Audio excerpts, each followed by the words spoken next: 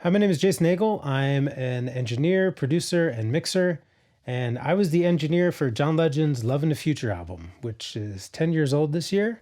Um, I got to spend a lot of late nights and early mornings in beautiful recording studios and hotel rooms, engineering and mixing this album.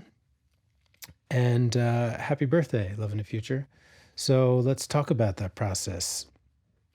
I would say that John's album, I had started working with John in like 2010. He was writing and executive producing an album I was recording for the artist Estelle. And then when it came time to work on John's album, his, next solo LP, he asked me to come and engineer those sessions. So in somewhere around 2000, early 2011, we started going into studios, and then the first phase of this album, I would break it down, the whole album, into like three different phases, right? The first phase, I would say, is the John Legend songwriting stage, where John would go into the studio, whether it was with another producer or just him at the piano, me in the control room, and he would write songs, right? So he'd either write with another songwriter, write with himself, write to tracks that were sent over by other producers. He'd have producers in the studio with him sometimes, and there was a lot of writing sessions. We'd do a couple of these sessions a week. He'd come in, he'd bang out a bunch of songs, and then we'd have a bunch of material to work with. All of Me is something that came from one of these songwriting sessions, and the first version of it that we recorded was a version in Electric Lady, which is him at the piano, which was the template for everything that came after with that song. So, there were multiple different versions that different producers tried, and then the final version ended up being just, based on that initial piano and vocal session. And then so beyond the John Legend songwriting stage, there was the Kanye West stage. And so that was a phase where there would be, sessions that would last maybe like 2 weeks in the studios that Kanye had sort of put together and his team put together in Mercer Hotel in New York, where we would go in and we'd be recording in the main room where John would be writing with Kanye or Hit Boy. And maybe in the next room, Mike Dean would be working on stuff for, say, Watch the Throne or something like that. And, then we'd toss like some of the music we were working on in our room to John's room, or to like, one of the next studios in one of the other hotel rooms, and things would come back. And that's where really a huge amount of the tracks that would become the foundation for the album happened. Things like Caught Up, Who Do We Think We Are, So Gone. So many songs came from those initial Kanye sessions, and then went on to what the other phase of the album I would call is the Dave Tozer phase, which is Dave was a collaborator and friend of John's for a while, and Dave had been involved in like early songwriting sessions where we did a couple tracking sessions in Philly and recorded a bunch of songs, and Dave and I worked really well together, and John had determined that he wanted Dave to tie up all the production on all the other songs of the record. So at a certain point, we entered a phase where all these phases bled into each other and overlapped as well, because John was always writing songs up until the release of the album. And then after the album came out, that kind of never stops. John's like a machine, goes in and can just keep writing.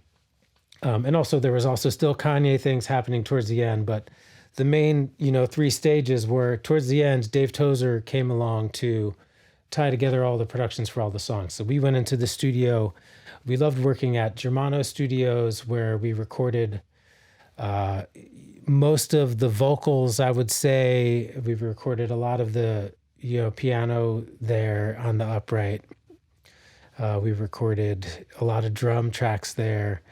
And I would say we really developed a good workflow putting that album together, where we would commit to committing things, right? So like if I recorded drums, if we had a drum session one night, we would, by the end of the night, the drum mix would get printed through the 1/2-inch ATR, and we would use that print to tape to work off of in the production thereon. So like, all of the things you hear on the album, all of the live instrumentation was, recorded comped and run through the tape machine and printed pretty much right away. So then we were working off of, you know, things like that in Logic at Dave Tozer's studio.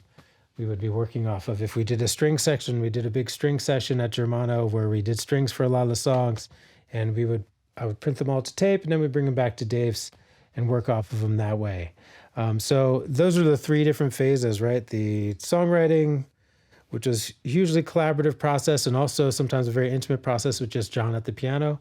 Then there was the Kanye West sessions, which were where we got a lot of the song material and production material that we started with. And then there was the Dave Tozer tie up all of the production, maybe replaying samples or accenting samples with live musicians and synths and things like that.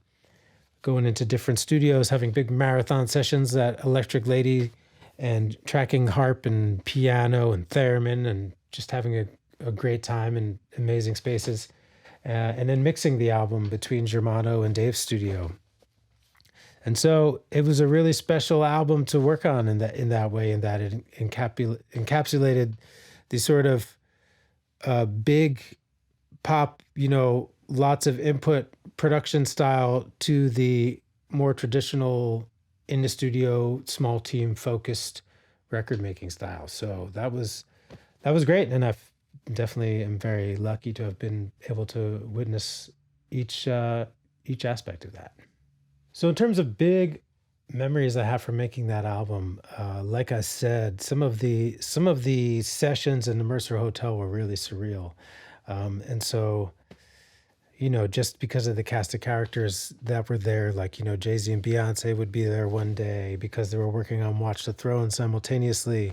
There were Olsen twins, or like Aziz Ansari would pop in the room. So like there was this like ridiculous circus atmosphere of like random celebrities popping in. But one of those encounters was when we did the track We Loved It featuring Seal. That came together really organically in the studio. I think Jeff Basker was playing something on the keys, and Kanye liked it, so I quickly chopped it up.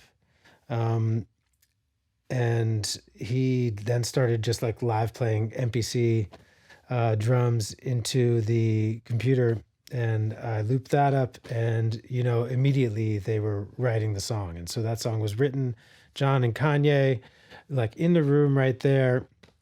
John laid down his vocal, and then Seal was there that night, and then everybody left except for Seal, who was I think a few drinks deep, and he was like chain smoking cigarettes, and like he just jumped on and sang his verse, and was like super excited and happy to be there. And he kept handing me his cigarette while I was recording.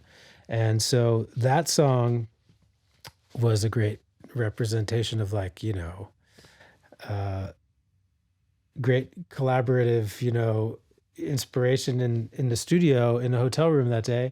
And then we took it to Germano and tracked those string sessions there, and mixed it back at Dave's place. And it was that's a good illustration of how the album traveled, from those Mercer Hotel sessions to the the next stages, to the tracking at Germano, to the mixing at the end of it. Who Do We Think We Are was kind of went the same way. Caught Up went the same way.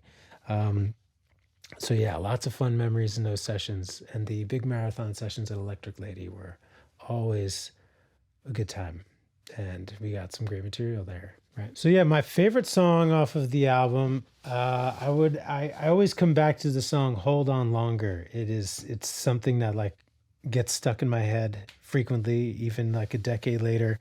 So does Who Do We Think We Are, actually. But "Hold On Longer" is this sort of sweet, musically and song structure wise, it seems like a really sweet sort of Stevie Wonder tribute. So you hear John's influence really strongly there. And it's one of those tracks that came from a sample that I think either like Q-Tip or 88 Keys had, and they chopped it up and John wrote to that, and we that's something where we went into Electric Lady and like piece by piece sort of replayed and built that kind of classic arrangement that you have now. And from the string section we did at Germano to all of the fun tracking and inspiration we did Electric Lady, I think it just, the performances and sonically, it's just a really beautiful tune. So definitely one of my favorites.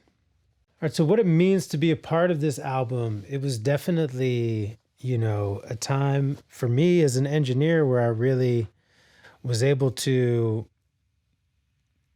find my place in the whole push and pull of record making, right? So when you're making a record, there's collaborative forces and there's competing forces, and you as an engineer, you have to navigate all of that and find your place in that. And so for me to be able to be there at the start of the process and at the end of the process and really help shape things creatively and technically was hugely important to me, and helped, define how I approach, everything since then, right? So like making that album, I learned that like as a tracking engineer, you can really shape the proceedings. Like a song like Made to Love, like that song happened and we're recording, and as soon as like I'm recording something, people are behind you in the room, talking to each other and taking a breather from the work that they just did in their performance, and I'm with my headphones on, like digging into the material and really doing my work. So like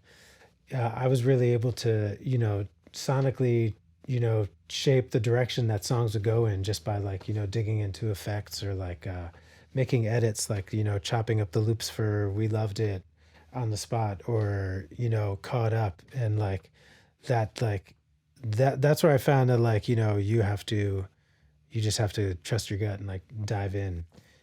So as an engineer, I really learned how to, you know, enjoy the creative process and learn from the producers around me, but also like sneak my tastes in there as much as I could.